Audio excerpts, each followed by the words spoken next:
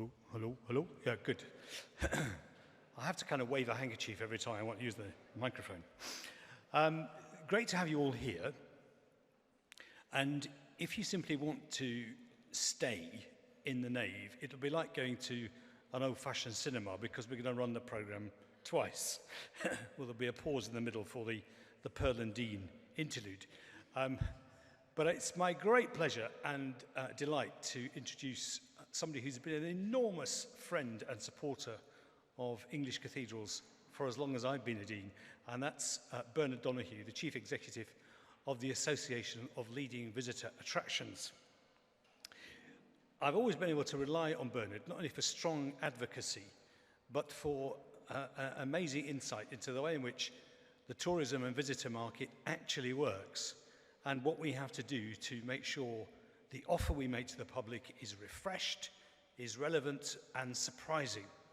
And we've had no greater advocate for some of the sort of wacky things cathedrals have done than Bernard, and a huge amount of encouragement.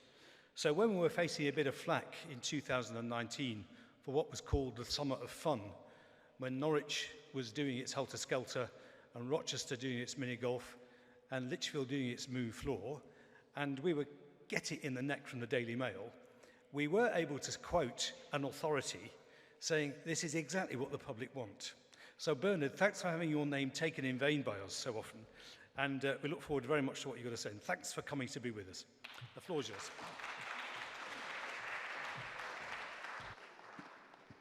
Look, bluntly, I've been quoted by worse people, so I mean it's fine. It's a delight to be here. It's a particular delight to be here in this room because I did this gig, that's the wrong word, I did this gig in Manchester for the first and previous Cathedrals conference.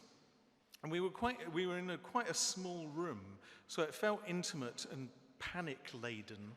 And now you've given me this, which isn't at all intimidating. So to stand here where John Major and Lord Adonis and others have stood feels presumptuous, but you're all very welcome. We can do this in a couple of ways. One is that I can share with you, through thoughtful presentation, what the last 2 years have been like, what we've learnt, how that informs our business plan, or we could speed through it and go outside for a chalk ice for 45 minutes. Now, you know, I'm here for the visitor experience, so you tell me at what point you want to intervene. This is my brief resume. This is not a brag. This is purely to say the things that I'm going to be talking about over the next 45 minutes or so are drawn from these things. These are drawn from my responsibilities. So in addition to being Chief Exec Director of the Association of Leading Visitor Attractions, and they're largely the biggest ones in the UK, so everything from Warner Brothers Harry Potter to Blackpool Pleasure Beach. And then we get more secular, so things like cathedrals and abbeys and museums and galleries and the National Trust and English Heritage and Historic Environment Scotland and the Eden Project and Stonehenge through to Edinburgh Castle. We have 70 members. We actually grew our membership by 10% under lockdown, which is extraordinary, and lost no members. And I think that's partly because we took the view that we have, by the nature of our members, Royal Collection, Houses of Parliament, Historic Royal Palaces, by the nature of our membership, we have very, very good access to Number 10, Treasury, DCMS, Cabinet Office, Scottish Government, Welsh Government, Northern Irish Government. And so for the last 2.5 years, some of you may have been receiving my initially daily, now more weekly bulletins, trying to interpret government advice about the tourism economy and opening up cathedrals and opening up the visitor economy. And occasionally in those bulletins, I've revealed the level of frustration that I've had in the conversations that I've been having with government ministers and civil servants.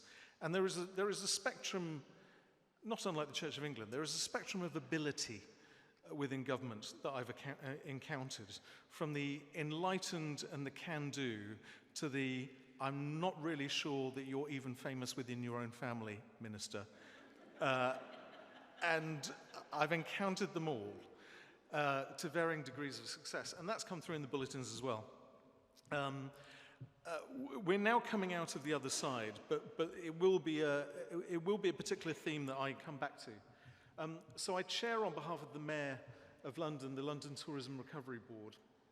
In London, tourism and hospitality represents about a fifth of all jobs in London, so it's absolutely enormous. And in a normal year, about 52% of all overseas visitors to the whole of the UK will come to London. And I'll come back to St. Paul's in particular as being an example of where, if you lose that international audience, actually you're facing tough times. And that spectrum of recovery through to some people doing really well, some people still in recovery mode. I chair the Bristol Old Vic Theatre, which is the oldest continually working theatre in the English-speaking world, opened in 1766. I chair the National Trust's Advisory Board for London and the South East, which is the National Trust's biggest region with the most members and the most sites. The People's History Museum in Manchester, which is the Museum of Democracy, shortlisted on Tuesday for Museum of the Year. It's not an open competition, so there's no point in saying please vote, because you can't, but anything that you can tweet would be lovely. And I chair the Museum and Heritage Awards, which happened last week, recognising the extraordinary creativity that often can come through in moments of crisis.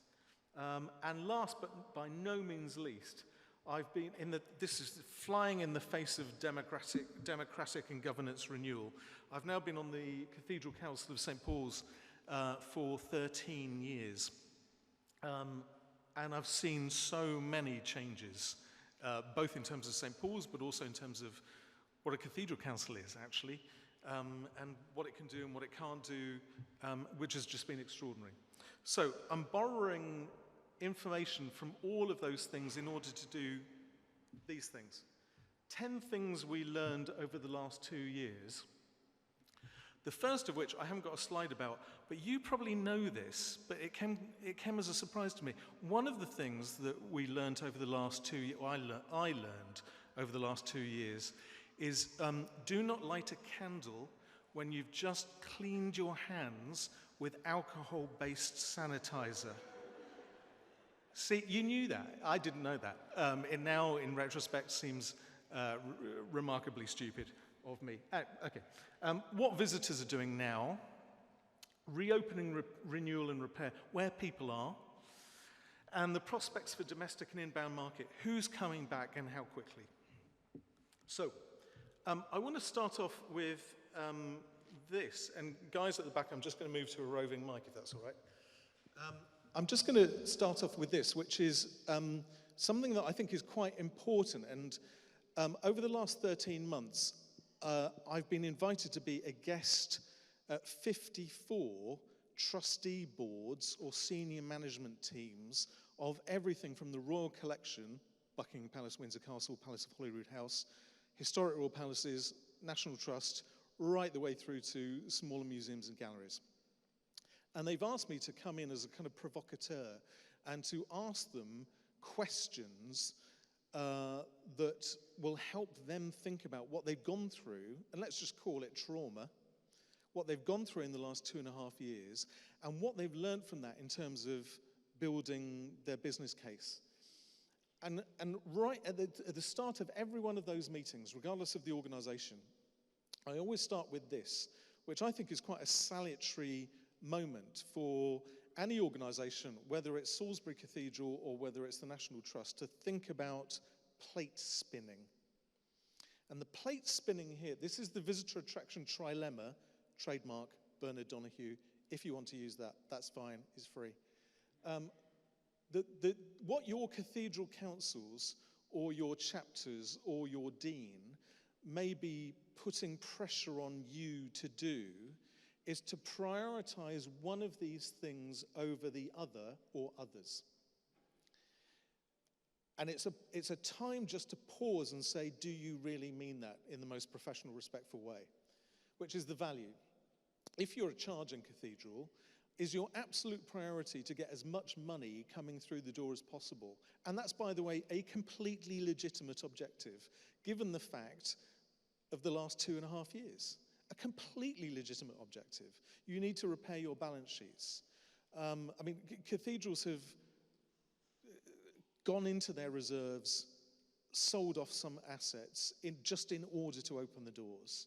Getting money in the door is a completely legitimate objective.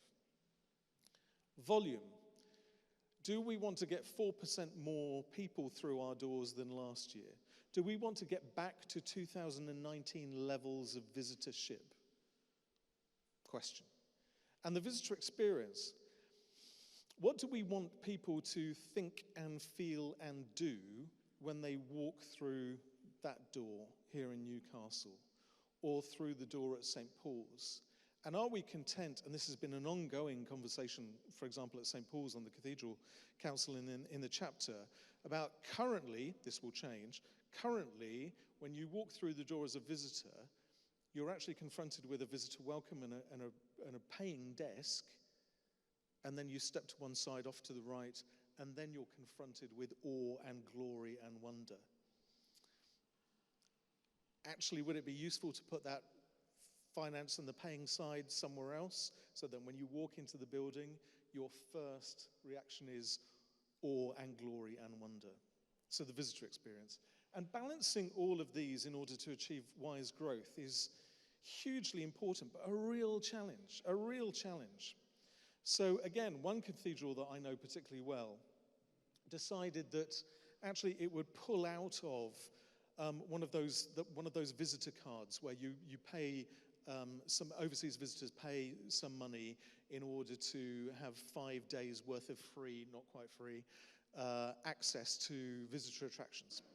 And so and this cathedral knew that it actually was a must-see visitor destination. So they could probably pull out of that particular pass. And so they did. And it was a difficult decision. But what happened was visitor numbers went down because they just weren't coming in the same numbers.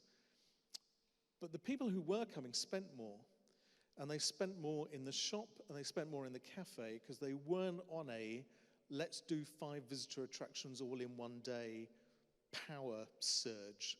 So actually, in terms of profit and yield, it was much more sensible. In terms of visitor experience, the TripAdvisor reviews went up because the place was less crowded. And you think, actually, this is a really interesting test of which of those 3 things are really important to us, A, usually, and B, right now, as we recover. And so I start off with a provocation, which is, if you had to prioritize one of those, and I'm talking less about mission and more about income generation and you as a visitor attraction, which one of those would you prioritize and at what cost to the others? Second thing, one of the things that we do every year in Alva is that we publish all of our members' visitor numbers for the previous calendar year. And it's always absolutely fascinating. And it's a bit like a tourism top of the pops. You know, who's in, who's out, who's up, who's down. By the way, I used that phrase to a group of students about 3 weeks ago, a tourism top of the pop, completely blank faces. 16-year-olds, no idea what I was talking about. I mean, I could have been doing parcel force. What is it? Harry Potter. Anyway, no idea what I was doing. But for us, bless you, for us, it's a tourism top of the pops. It's like a barometer of the visitor economy success. And in addition to finding out who did well, and I'll come back to it a little later, in addition to finding out who did well, I do research into, are there things that successful visitor attractions do, like a common behavior, like a common DNA? Are there things that successful visitor attractions do in terms of their common behavior to sustainably grow their audiences, but also diversify their audiences and their visitors as well? And shocker, yes, there are. They're provocative in their programming. It's the kind of provocative art installation that you get at Chester or indeed at Lichfield. It's the kind of helter-skelter at Norwich. They're disruptive. They don't act like a cathedral acts. One of the great stories for me, and Adrian is absolutely right, I keep on using it time and time again because it's just so beautiful, is that the people who come along to Surface of the Moon at Lichfield and the Lux Moralis at Lichfield, and who come along to Helter Skelter, or indeed Dippy the Diplodocus at Norwich, or who come along to Crazy Golf at Rochester. The people who come along to those things invariably are people who live within a 10-mile radius who've never set foot in the cathedral before.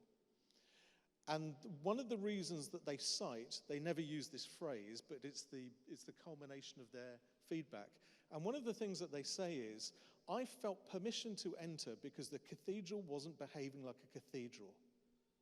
I could stop the presentation here and just leave it like that. When you don't behave like you're expected to behave, it gives people permission to come in who wouldn't ordinarily cross either the physical or indeed the digital threshold. And wow, what does that say about mission, let alone income generation? Extraordinary. I mean, I remember when York Minster a number of years ago did Northern Lights. I mean, beautiful, really fine projections internally rather than externally onto the roof of the nave, and called Northern Lights, brilliant, genius.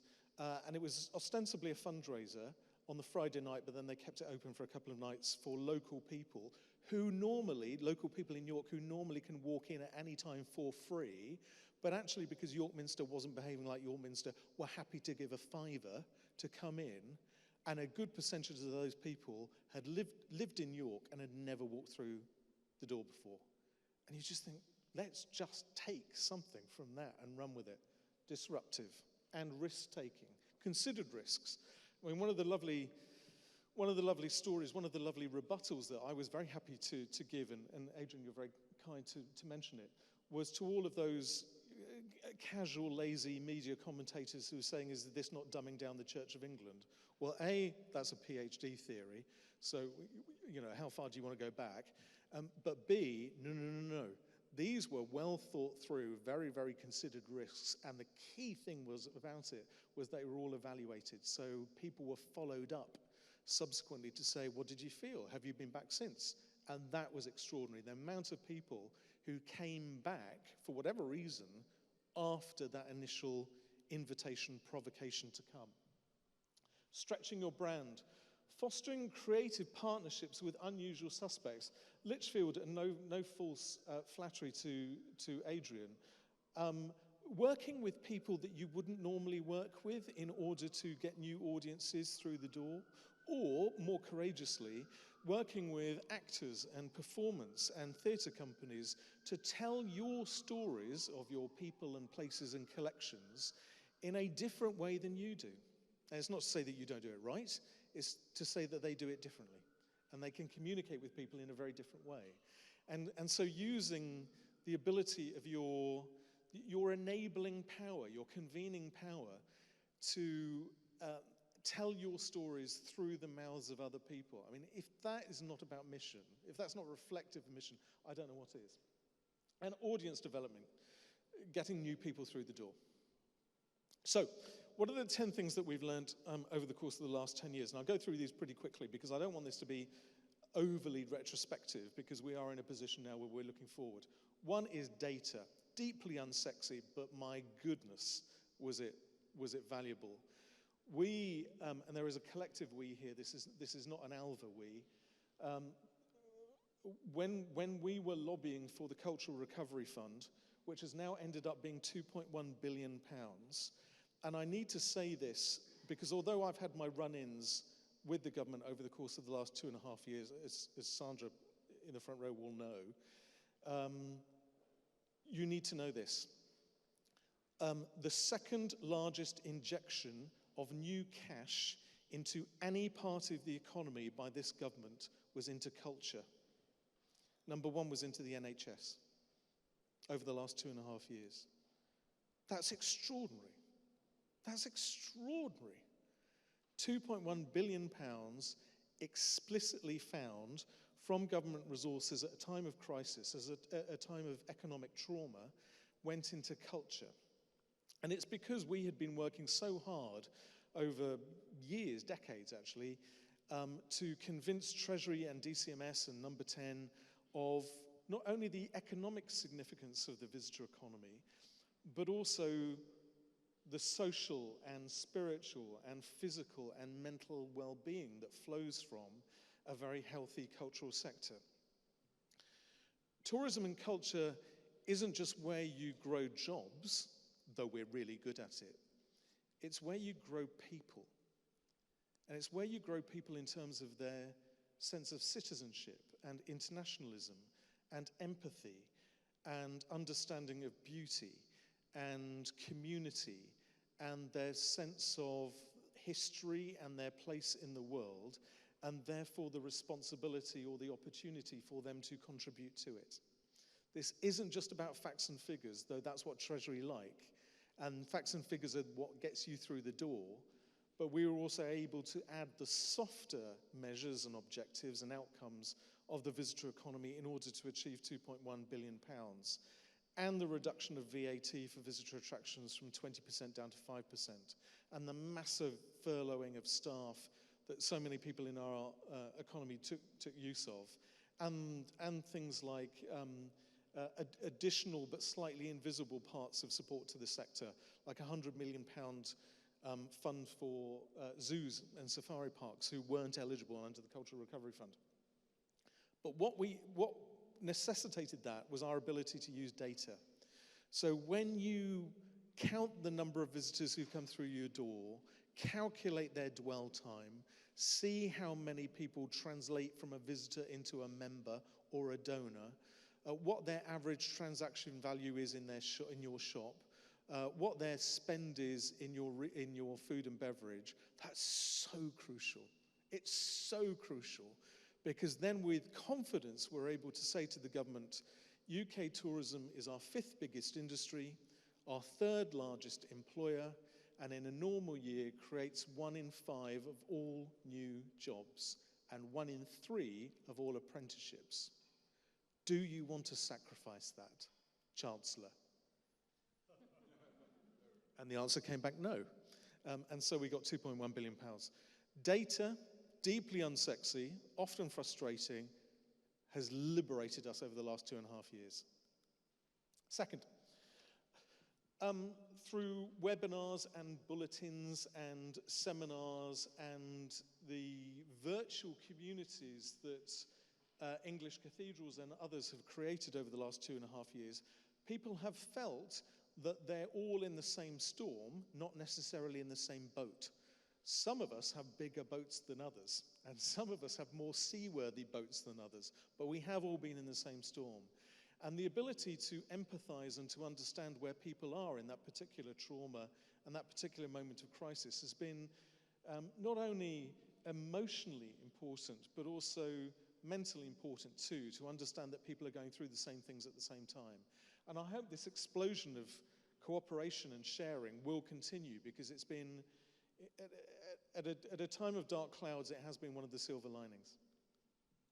The next, front of house staff. For those of you who've heard me speak before, this is my go-to happy place.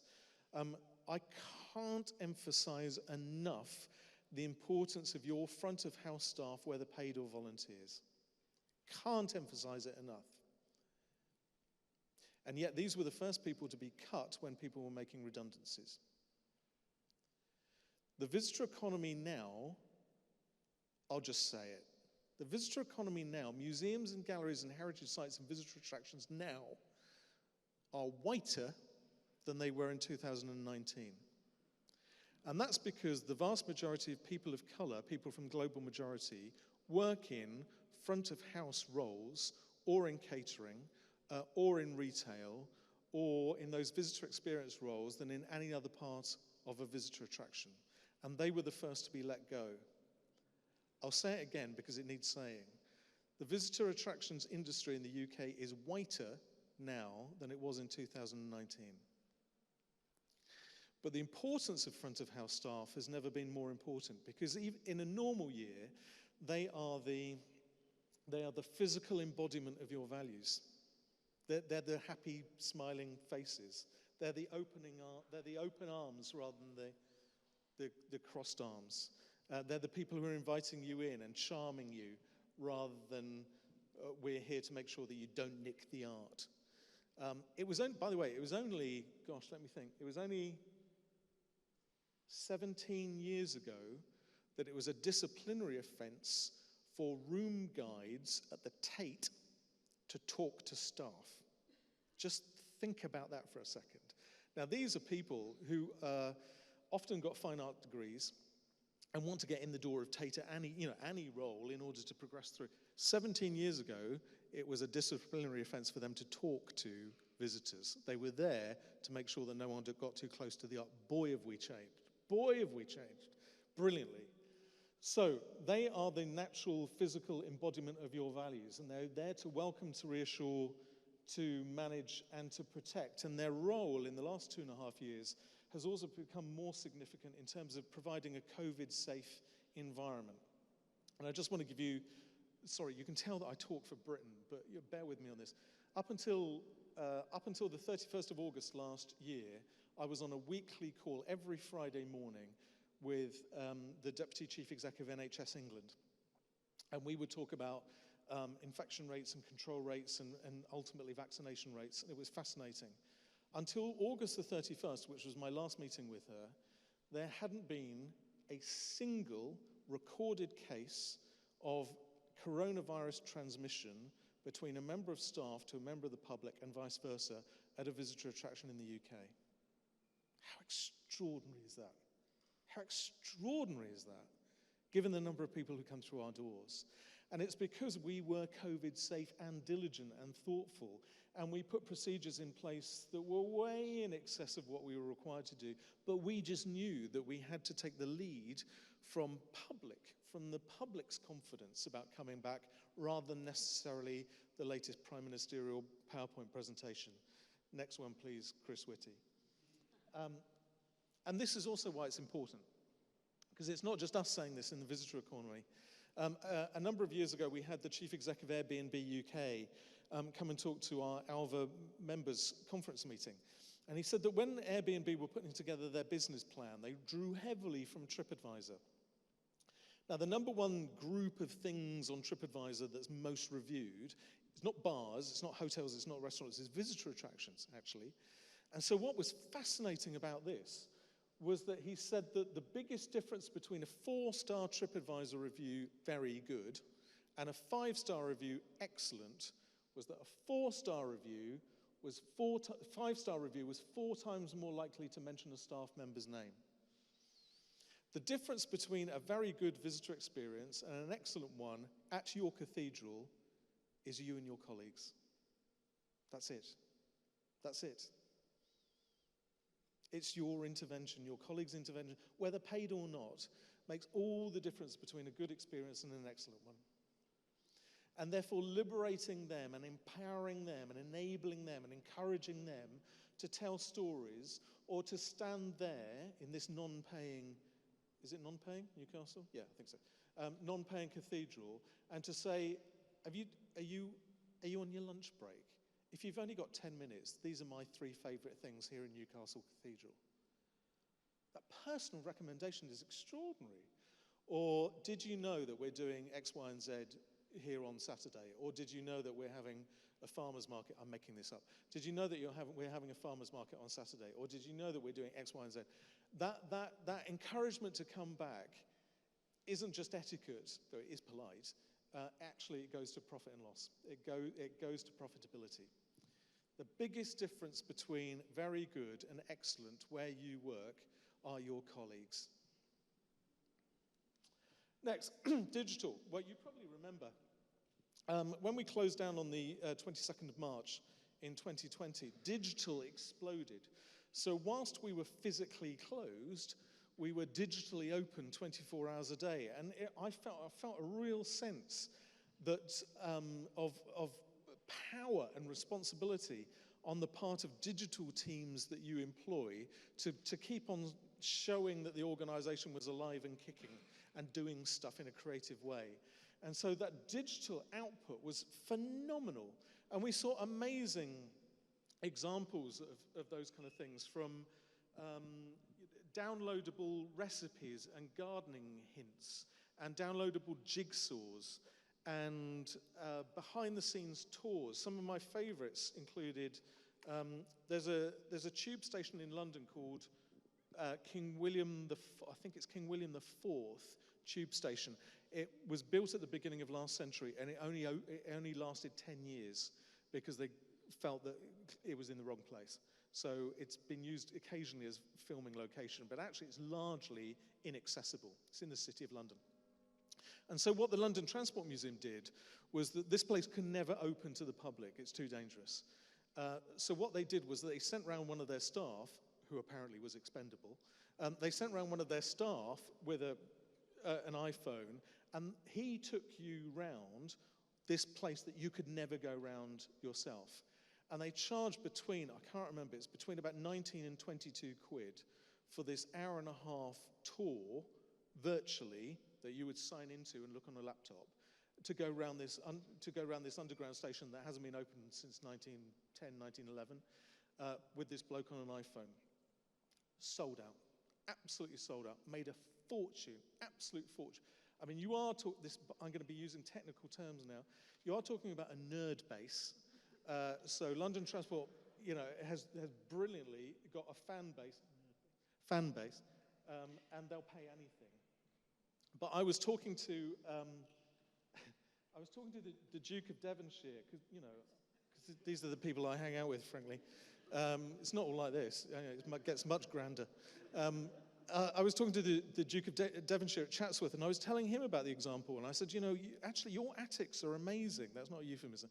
Your attics are amazing. I mean, they're cluttered and mad, but they are amazing, and no one can go up there. I've been up there, but no one can go up there because it's a fire hazard. It's, it's mad. And he said, so what, are you telling me that if I did that iPhone thing and I went round my attics and explained what I'd got in the attics at Chatsworth, people would pay for that? Kidding. It's like Downton Abbey meets Cash in the Attic. It was just, the Venn diagram of happiness and profitability would be extraordinary. I mean, absolutely extraordinary. Anyway, they've yet to do it. I think they are doing it this summer, so watch out. But the madness of the last 2 years just gave people permission to think, what's the worst that could happen? Oh, let's just do it. Let's see what happens. And I'd love people to hang on to the let's just do it element that sustained us over the last 2.5 years. An acceptance, this flows on neatly, an acceptance that what we did in the past wasn't perfect and we should not try and replicate it. We must recover better. Hands up if you've heard the phrase, or let's get back to what we were doing in 2019. And didn't that fill you with joy? No. Because in 2019, not everything we were doing was perfect. And often it was bureaucratic and couldn't be justified, really. It's just that we'd always been doing it that way. And it was inefficient, and it was risk-averse. And it held people back. And suddenly when we were working from home, and people were liberated, and particularly introverts, actually, people were liberated to work in the way that they best could work. And suddenly you got speeded up decision-making. You got more risk-taking. You got more agile and responsive behaviors from your management team and your colleagues. It just felt like everyone was slightly liberated and was prepared to take more risks. And you just think, do you genuinely want to go back to how you behaved as an organization in 2019? Are there things that you were doing that you could happily dump and it's okay? And are there things that you've been doing over the last 2.5 years that actually have been extraordinary, and you've been agile and responsive and risk-taking, and you've empowered people and you've liberated people and you've let people just take risks? And why don't you want to keep all of that and just import it into your behaviors as you go forward? And try new things. And also try and accept the downside of some of the things that we've seen coming to the fore in the last 2 years as well, like cancel culture and contested history clashes, and people at times of anxiety and trauma and change wanting to hold on to vestiges of the past, whether that's incomplete historical truths, whether it's toxic nostalgia, or whether it's just plain wrong, the stories and the histories that we've learnt as children and adults, and actually be braver and bolder about telling some of those authentic, albeit uncomfortable, truths about where did the money come from? I chair the Bristol Old Vic Theatre. It was opened in 1766 by David Garrick. 15 of our 30 benefactors got all of their money from the transatlantic transportation of enslaved Africans. That's just a fact. We now have to deal with some of the repercussions and the legacy of that fact as we reconnect or connect for the first time with communities whose ancestors were sold in enslavement for the profit of extraordinary cultural buildings like the Bristol Old Vic and everywhere else, in every seaport and in every part of the United Kingdom and indeed the Empire.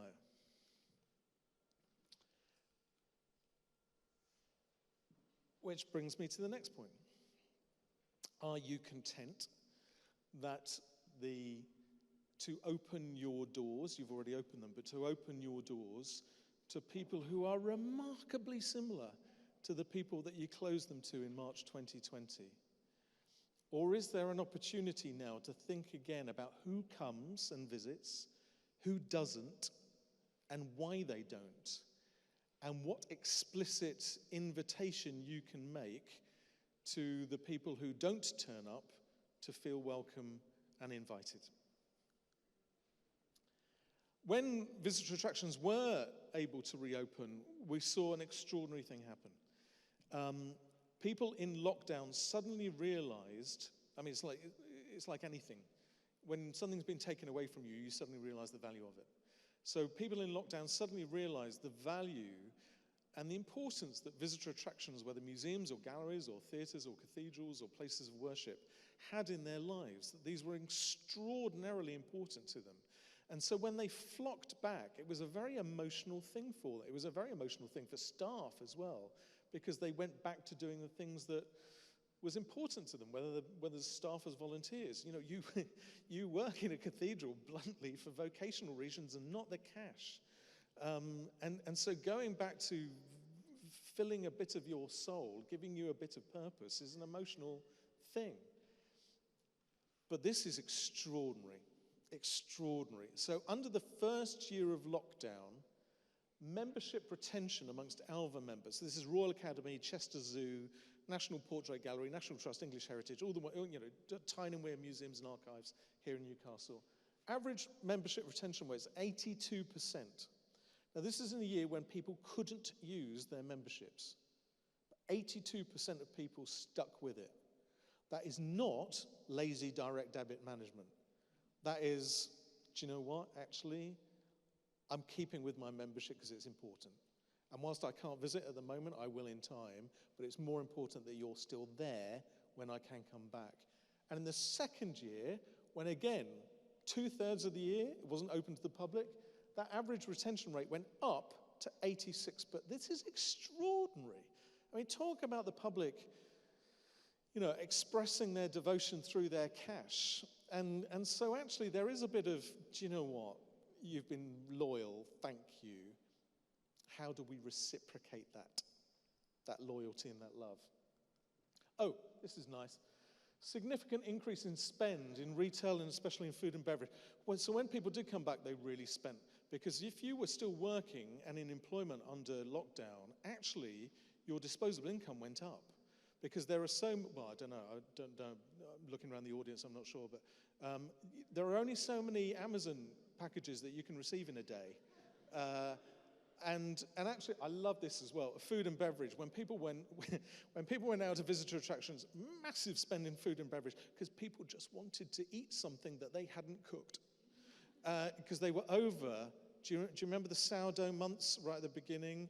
And then then we all ran out of flour, and then there was something about giraffe bread. I don't know. We all went through weird stuff. Toilet roll, that doesn't really feature here, but so food and beverage, so people really wanting to eat something that they hadn't cooked themselves, really important.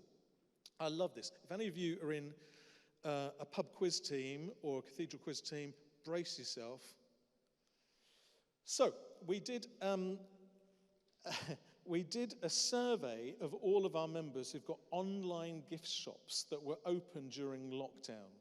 And we asked them, I'm starting to sound like a quiz show host, and we asked them what were the most popular things that people bought from online gift shops at visitor attractions during lockdown. Well, if this doesn't tell you everything you need to know about the British psyche, nothing else will.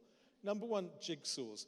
If you had shares in jigsaws in 2019, you shouldn't be here. You should be loving yourself on your desert island. Two, gardening tools and seeds, people reconnecting with nature as soon as they could. Cake making and baking, massive peak during Great British Bake Off, no surprise, we're just a marketing manager's dream. Cookbooks, obviously. Family board games, this was interesting. This is old school. So this is Snakes and Ladders, this is Monopoly, this is Scrabble, this is Battleship, this is Mastermind. Mastermind, so on Amazon, do you remember the old Mastermind with the little pegs and that slightly creepy man and a young woman on the front cover? If you could get hold of those on Amazon, through the roof. So this is old school stuff. So nothing with batteries, nothing with electricity. This is old school. And it's round the kitchen table stuff. That's important. Local history books. People under lockdown, when you went on your 1 hour government-approved walk around your neighborhood, people who commuted suddenly realized, do you know what? I don't actually know where I live. I don't know my neighborhood. I always turn right. I never go left. I've never been into the churchyard. I've never been into the church. I'm going to have a wander because I feel like I can, and it's all right. And I'm just going to wander around. I did this. I wander around streets that I've never heard before. Because I live in central London, I went this is so nerdy, but, support group. I went blue plaque hunting. It was like, God, there are some fascinating people who lived round my manor. I knew that because I lived 4 doors down from where Van Gogh used to live. There's a blue plaque. Don't hunt me down on 4 doors down from where Van Gogh used to live. He lived there for 1 year in 1876. And it was apparently the happiest year of his life. Not much of a benchmark, it turns out. But he fell in love with his landlady's daughter. It was not reciprocated. And he left, and he was miserable because he left Stockwell to go to Kennington, which has come up in the world more recently, but not then. So local history books, ancestry kits. At moments of crisis, particularly back in 2007, back in 2008, recession, at moments of crisis and economic instability, and things don't feel certain, and the future feels uncertain and unpredictable and scary, the past, in contrast, feels warm and safe and nostalgic and comfortable. And every time there's an economic crisis, or in this case a pandemic crisis, a number of things happen. One is the sales of Prosecco and lipstick go up because they're affordable luxuries. And I'm speaking from experience. The second thing is the day trips to National Trust, English Heritage and Stately Homes go up. Because you want to connect with the part. I don't know where I'm going to, so I need to know where I've come from. TV companies start commissioning things like Downton Abbey, upstairs, downstairs. Who do you think you are? You see a pattern emerging? It's absolutely fascinating. Sainsbury's and Tesco start talking about simple pies, so homemade pie, homemade cooking, all of those kind of things. Nothing about richness, nothing about exquisite, nothing about high end. It's all about, hunkering down and that kind of stuff. Absolutely fascinating stuff. And this is what's happened this time too. Animal adoption, well, I mean, not quite your area of expertise, but animal adoptions. We had Sandra from St. Paul's will know this, we had a campaign, because zoos and safari parks, which are members of ALVA, weren't included in the Cultural Recovery Fund. We put out a campaign called You Can't Furlough a Penguin. It turned out to be one of our most successful, pithy one-liners of the last 2.5 years. And we got ultimately £100 million from DEFRA to support zoos. But I remember being on a call with a number of ministers saying, talking about, you really need to support zoos here. I mean, some of their food bills per month are extraordinary. And I said, you can't furlough a penguin, minister. And the minister in question, won't name him, the minister in question said, no, that's right. No, you can't furlough a penguin. It was like, you don't, honestly, just take it at face value. You don't need to, you don't need to overthink this. No, you can't do that to a rhino either. Just let it go. Just give us a cocktail shakers and makers and recipe kits, because bluntly, if you were having a martini on a Tuesday morning, let alone on a Friday evening, no one's going to judge you in the most traumatic 2 years that we've had since the Second World War. It's fine. No one's going to judge you for being an unprofessional dipsomaniac. Sanitize your site and not the visitor experience. This still holds true. When people want to come back to your place, they don't want it to be robbed of joy. They still want, out of everywhere that they could go, I did a calculation on the way out. I came up from London this morning, and I did a calculation that if you left here now and went to Newcastle Airport, you could be in 23 capital cities in under 3 hours. That's extraordinary. It's extraordinary, the kind of choice that we have. You might not want to go to all of them, but the choice now is extraordinary. And yet, of all the places that they could go, they've chosen you. They've chosen you. How extraordinary, how humbling, and what a responsibility. So don't rob that experience of joy and freshness and vitality and love and welcome and empathy. And then the last is, this is a bit poetic, but I do that. You and the National Trust and English Heritage and all the other cathedrals and all the other places of faith and worship and of commune, including theatres, you provide the backdrop for people's happiest memories. What an extraordinary privilege that is. And also what a huge responsibility. Because they are flocking to places that you run and manage to breathe and heal and repair after the most traumatic and turbulent experience that many of those people will have had in their lives. And where are they turning to? They're turning to you. They're turning to us. How extraordinary. What a privilege. And we know that because when people say why they're coming back to places like yours, they use these words that actually one of the things that they found during the last couple of years was that they wanted to deliberately make memories together. Outdoor attractions were the first to reopen. They've largely successfully reopened. They're doing very, very well, particularly zoos, safari parks, woods, gardens. Indoor venues are still having a real challenge, particularly city centre venues. I'll come back to that in a second. This was the list of most popular visitor attractions last calendar year. Number 1, Windsor Great Park. Never happened before.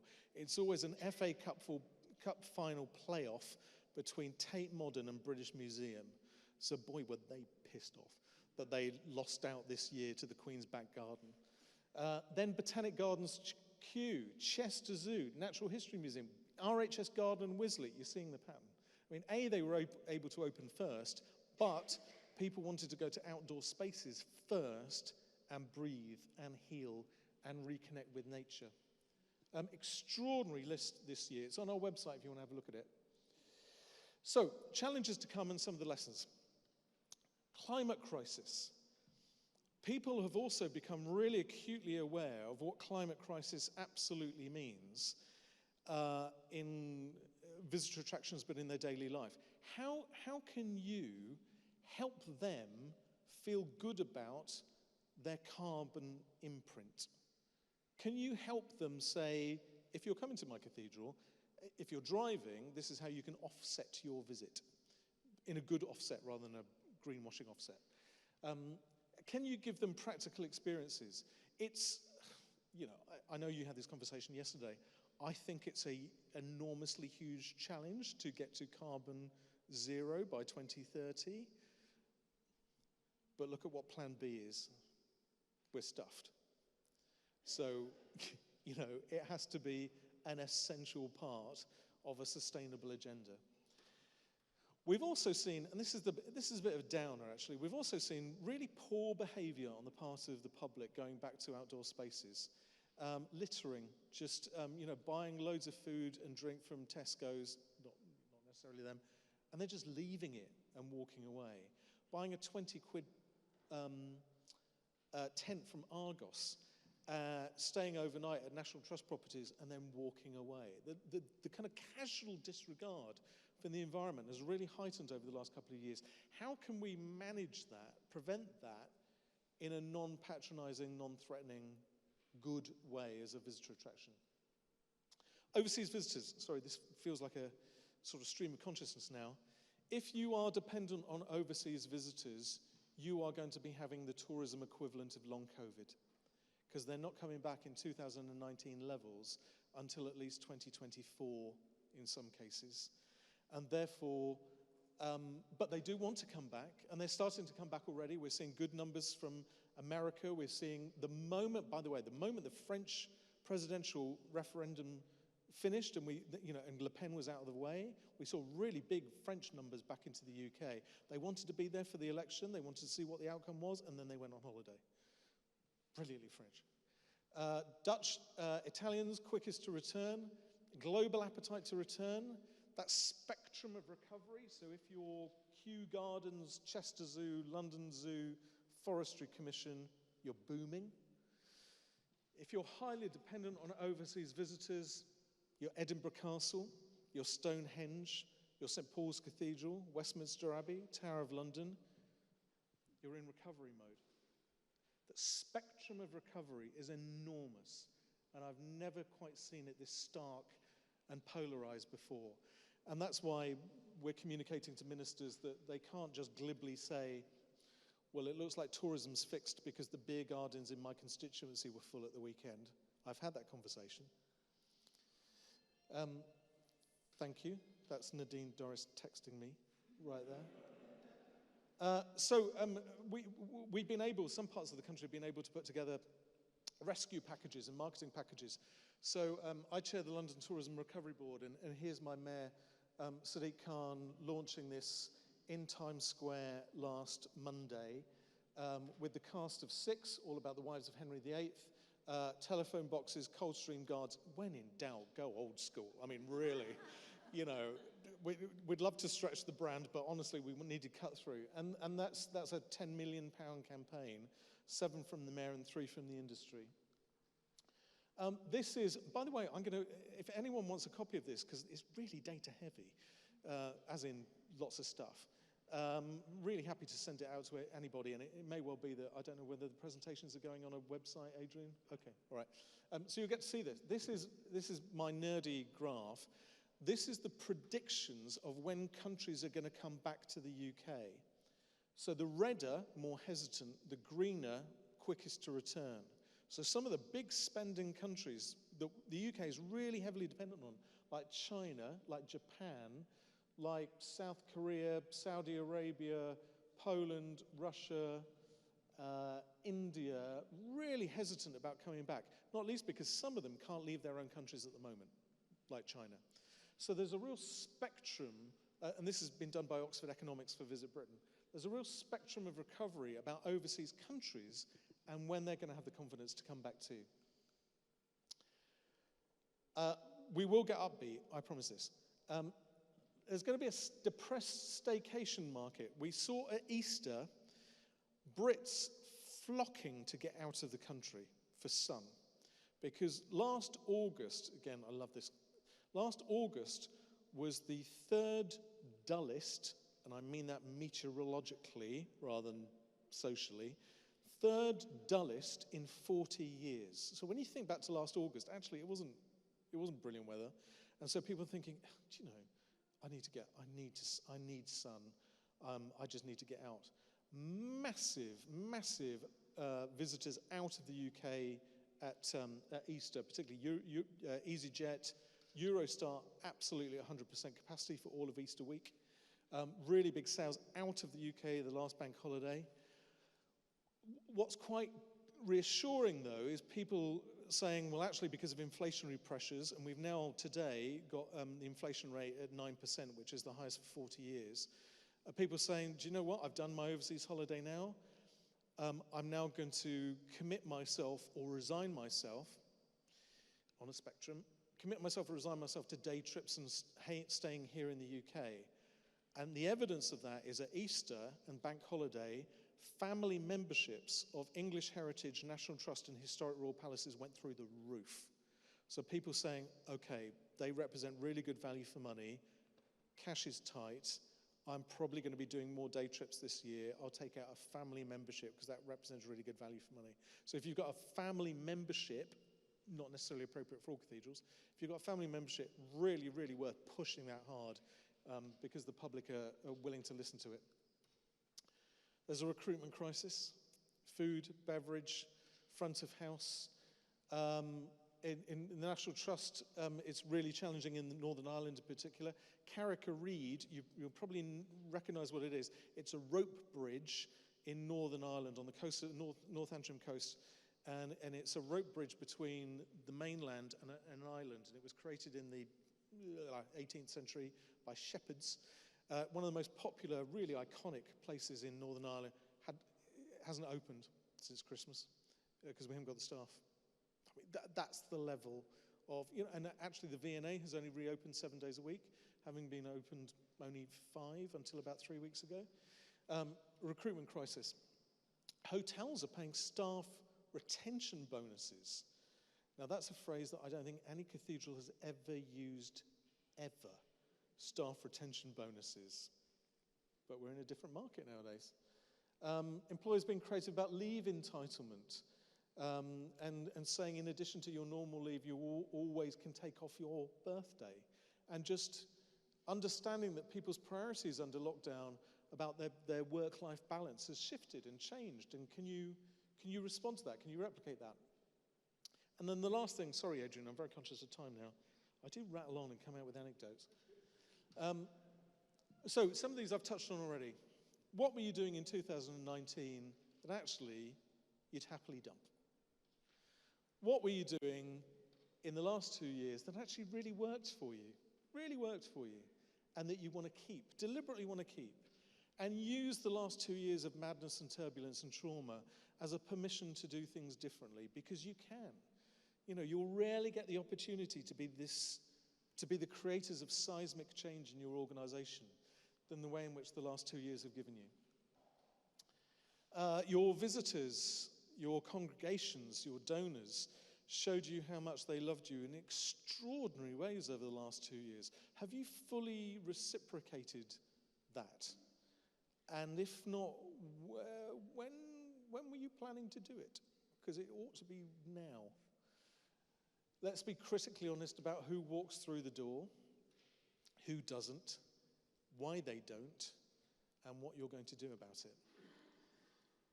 Nearly everybody in the room, I think, was the beneficiary of a cultural recovery fund. That was paid for by taxpayers, a diverse population of taxpayers. If your visitors don't look as diverse as the taxpayers who's bailed you out over the last 2.5 years, that's a mirror worth looking into, really. How do we better monetize what we already have in terms of collections, in terms of what you've already got? It costs a lot to put on temporary exhibitions and things like that, but can you not already monetize what you've already got and just tell that story in a very different way? Are you providing memory-making experiences? Because that's what the public say that they want. Can you think about telling your stories in different ways? How are you communicating and engaging with your visitors and audiences on site, online, and in the community? And are they of consistent, equal quality?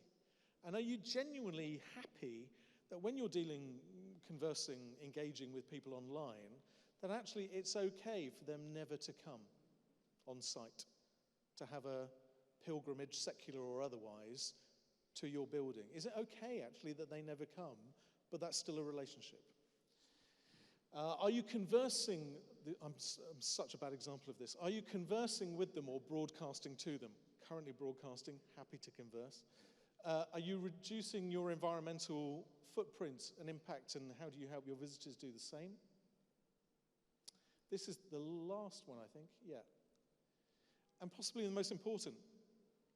You are here by virtue of the fact that your colleagues are extraordinary. They've shown dynamism and creativity and loyalty and hard work in the most extraordinary ways, in the most extraordinary of times.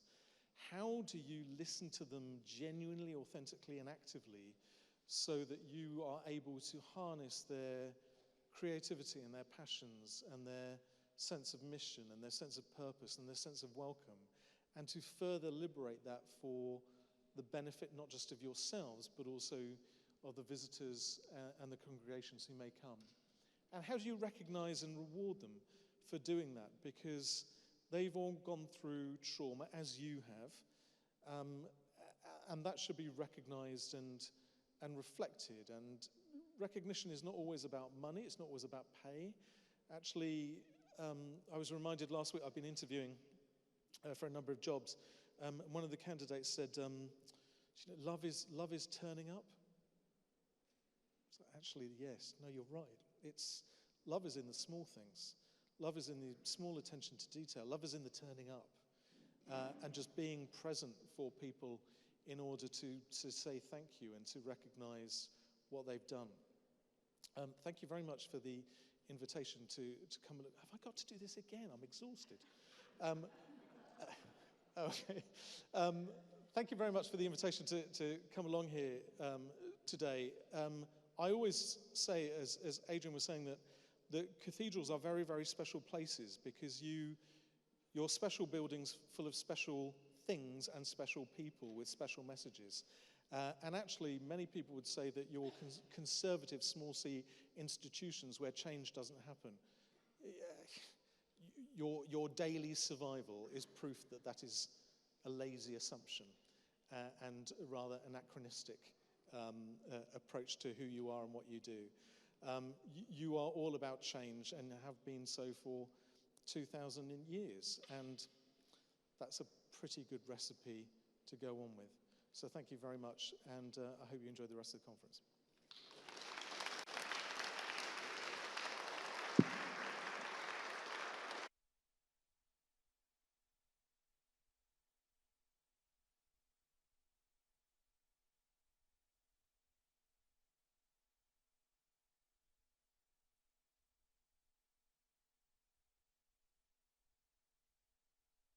Any questions or comments at all? Otherwise, it feels like a hostage situation. Sandra, only because I've name-checked you, is this guilt? Right. Thank you. I was just wondering if you could amplify a little bit more about how you feel the inflation rate and the cost of living is going to impact on domestic market. Brilliant question. In 2007, 2008, in the recession, leisure spend, was the last thing that people sacrificed because they were really committed to spending time and money with their family and friends. This time round, I thought, what would be the thing that they're sacrificing? They are sacrificing leisure spend, but what they're sacrificing is Netflix and Amazon subscriptions, as you've probably seen. I mean, Netflix yesterday made 156 people redundant. So people are making choices about their leisure spend. What they're prioritizing, however, are day trips and tourism over digital subscriptions. Now, I'm okay with that because I've watched all of Schitt's Creek, so I'm up to date. But it's really fascinating now that people are still hanging on to those special days out with people to deliberately make memories. I think that's fascinating. And it flows from everything that I've just said, but having the data that people are actually making that decision now is kind of reassuring. So, but also your energy prices are now mad. Thank you. Okay. No, sorry. What's your view? Do you want me to sing now? I think that's it. Go in peace. Yeah.